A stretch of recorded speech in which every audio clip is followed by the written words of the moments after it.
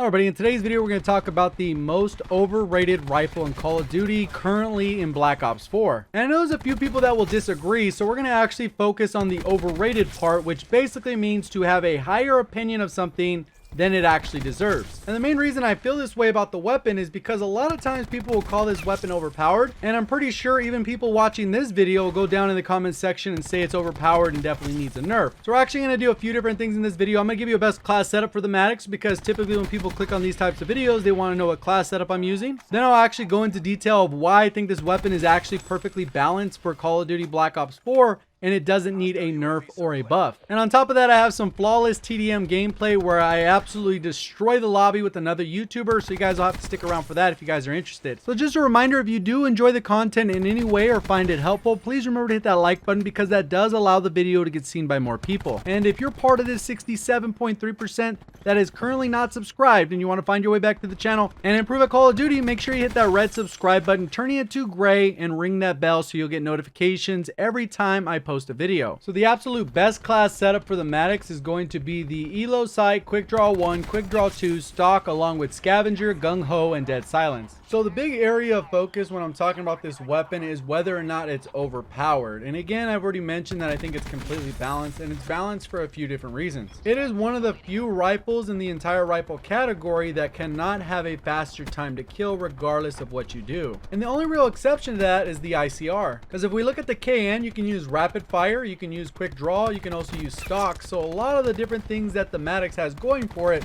the KN is able to close that distance and actually work out to be a better weapon overall than the actual Maddox. And you could even make a similar comparison to the Vapor. If you equip rapid fire, high caliber, stock, the Vapor is able to close that distance and actually be a better weapon than the Maddox. The big difference there is the ammo capacity. The Vapor is going to be sitting at 35 while the Maddox has 40. And when you start comparing it to the Rampart, you have that double high caliber attachment where if you shoot in the chest and above, it will be 3 or 4 shots to kill, which allows this gun to beat out the Maddox at pretty much every range. Obviously there's difference in mobility, but I think most good players can make up for that mobility by being able to land their shots. And I can go on and on by giving these examples. The same thing with the SWAT. You can actually make it very competitive with the Maddox. The same thing with the Auger DMR, the Swordfish, even the ABR starts to get really close there. And with the buff to all the SMGs, we've seen a noticeable difference, especially in those close quarters where the Maddox used to dominate. And there's actually a few different things that I look at in determining if a weapon is overpowered. And the number one thing I typically look at is if it makes the player immediately better once it's in their hands. And if you look at the Maddox honestly, your answer has to be no. There's no way it's overpowered if that is the criteria. And the other thing I think is very important when you're actually looking at these weapons is to look at the outliers. And usually when we're talking about outliers, we're usually focusing on the top 5% or the bottom 5% and trying to figure out ways for those to get a little bit smaller.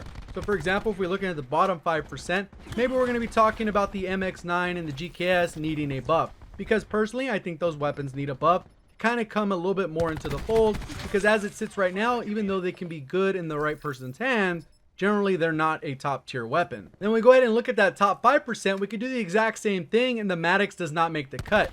I personally would put the Switchblade, the Damon, the Auger DMR, the Rampart, and like I already said in this video, probably even the KN and the Vapor under the right circumstances. So that's pretty much my criteria. Is the weapon overpowered? In my opinion, no, because it doesn't fulfill either of these categories. So on the subject of overpowered, I'd like to know your guys' thoughts down in the comment section below. Let me know, do you think it's overpowered? Do you think it's just top tier? Or do you think it needs a buff? So for the gameplay breakdown, I ended up playing with Turboman, another successful YouTuber with about 65,000 subscribers whose channel is all about helping players improve as well. I'm gonna leave a link to his channel in the description in case you want to check him out. His channel is actually very similar to mine in the fact that we want to help players improve. So one of the biggest things that a lot of times people do not realize with the Maddox is you can reset that predictive recoil, and that's the key to hitting people, especially at those medium to long ranges. And I know my subscribers have heard this a bunch of times, especially when I do my Spitfire videos and talking about managing the recoil. If you release the trigger, even if it's for a millisecond, you're going to reset that predictive recoil, and as a result, you're going to be significantly more accurate. I actually thought that my teammates were going to kill the guy right behind me, and I was already starting to push to the other side of the map. So I'm coming out, my teammates are playing that a little bit passive. I jump out, thinking the guy was a little bit farther right, and then I adjust my shot and I'm able to line that up. So I'm able to take out this first guy. I was able to snap onto the second one. Luckily, my teammates were coming up those stairs, so the guy was a little bit distracted. So now that I've been able to get that first UAV, we got a little bit of map awareness. You can see the spawns are a little bit split. They're spawning on both sides of us because all of our team is in the middle. So what I'm trying to do is focus on this right side, pick off a little bit of easy kills, get that sniper's nest so I can chain that to my strike team, and then I'll allow us to just take control of the map. I didn't realize there was a second one there, so I kind of slid out of the way. The guy jumps down. I'm able to take him out. Lands a couple shots on me, and I'm able to survive that. There ends up being another one here. He's kind of distracted by the smoke. I'm able to take him out, and now I already got that sniper's nest. I move a little bit towards one of my teammates because I feel like it's going to be safer. I'm not sure if the spawns have flipped yet. It looks like these spawns behind me are the spawns that we currently have. And I'm paying close attention to the minimap as these guys run out. A couple of them went up the stairs, and I'm able to take that guy out, get my strike team. I can see this guy sneaking around the back, so I'm just pre-aiming, waiting for him to come out. I was able to snap on and absolutely melt him. And now I'm able to rotate back around this left side of the map. I call in that TAC 5 boost. Unfortunately, I didn't get the full boost because not everyone was alive. You can see the match is still fairly close, 17 to 21. Looks like guys getting engagement there. I'm able to take out the second one. Already on a merciless streak, and I see there's someone up here. I'm not sure if they're actually taking the engagement. Looks like the guy jumped down. I'm able to jump down, land a few shots. I'm not sure if that's the engagement I want to take, but I ended up finishing off the kill. And right now you can see that they're all spawning to the right of me. There are a few on the left that my teammates are kind of getting engaged with. So I already start rotating to the other side of the map to try and get that map control, because you can see that all the enemies are starting to flood through. And when these types of things happen, what I'm really focusing on is trying to outposition the other players on the enemy team.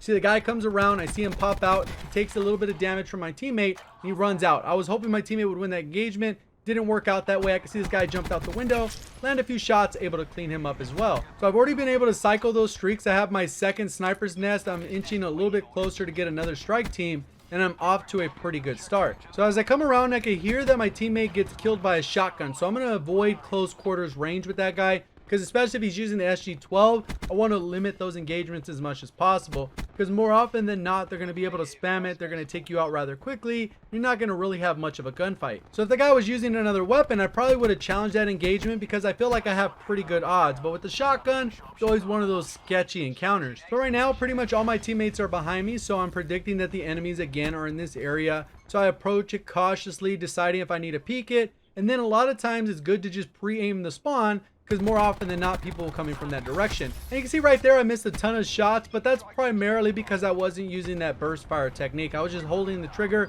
You can see it gets a little bit out of hand. And that's one of the more challenging techniques, because you don't have to do it with every single weapon. So sometimes you get out of habit.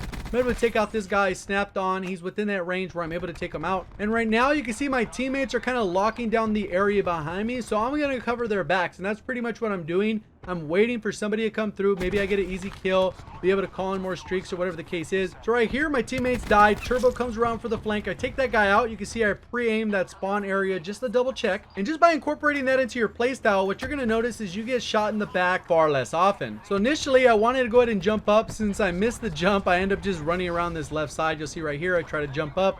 I missed it because I wasn't full on sprinting, and decided to just come around for a flank. So I recognize that I'm close to that UAV, so I call on my TAC 5 boost that guarantees my streak, and now I'm able to call on that UAV, so we get those passes going by pretty quickly. Then I'm making the decision to actually make that move.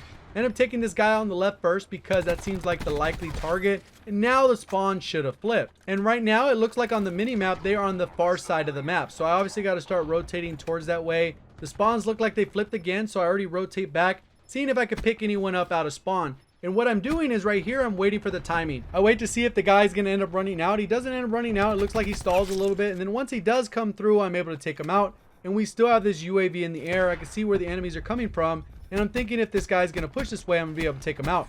Looks like two are going up mid, so I decided to rotate back to see if I could help out my teammate. And then another one starts coming up this right side. And since there's two of them, look at how I have to play this. I take out the first one, and then I go ahead and relocate so I can get a better position. The guy doesn't have a 100% idea where I'm at, but I have a very good idea where they're at because of that UAV. So I take them out on a 20 gun streak on that relentless.